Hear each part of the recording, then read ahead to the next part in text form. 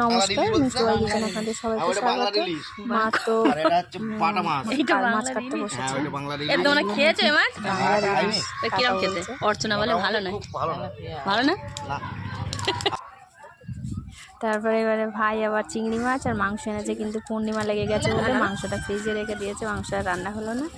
আর এদিকে মাছটা যেগুলো মা কেটে নিয়ে রান্না বসিয়েছে।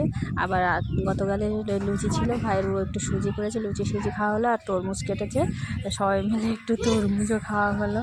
বুলটি বিতিকা আসলো, বাচ্চা কাচ্চা সবাই যা ছিল সবাই দিলাম তরমুজটা।